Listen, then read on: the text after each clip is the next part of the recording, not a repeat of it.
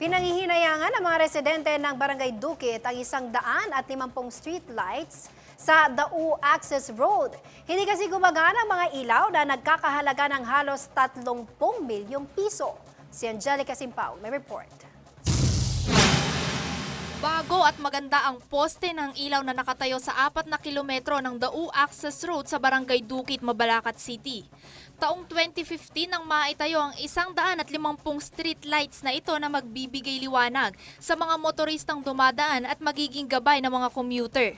Maganda sa paningin ng kalsada dahil maayos at may mga poste ng ilaw kapag maliwanag, ngunit pagsapit ng gabi, ilaw na lang ng mga dumadaang sasakyan ang mapapansin.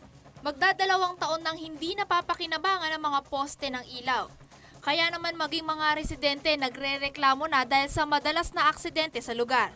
Si Evelyn Estrabillo muntik nang masagasaan ng mga motoristang dumadaan sa madilim na Dau Access Road. Minsan, muntik ako nasagasaan dahil nga yung motor walang ilaw. Ay, tumawid ako, wala naman ako nakikitang motor. Maging ang motoristang si Fernando Espino ay nababahala na sa mga nangyayaring insidente sa kalsadang ito. Mula doon hanggang dito, madilim. Kaya kailangan nagkakaroon ng dapat ilaw dito. Minsan may mga nakakaksidente, madaling araw. Ilang beses na nakaksidente dito. Kaya naman ang panawagan ng mga residente at motorista na bigyang pansin ang naunsyaming proyekto ng DPWH sa mga streetlights. Ang tagal na namin dito, yung mga ilaw gusto namin masindihan para maiwasan yung mga aksidente.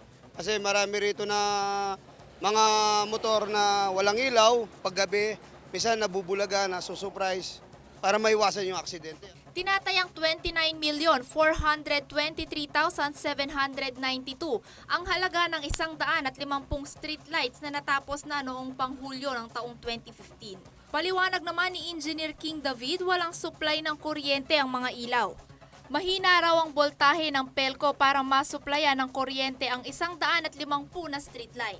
Kaya naman nagkaroon ng procurement ng panibagong transformer. Kaya po ganun na ginawa kami ng proseso, another transformer, para kung sakali ma-provide namin yung kailangan na voltahe para dun sa mga street lights.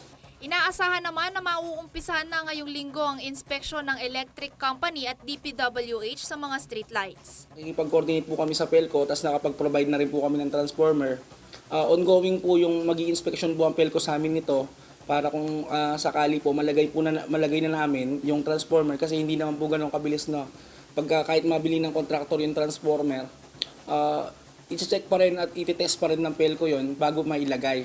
Ako si Angelica Simpao, nag-uulat para sa Metro Central Luzon News.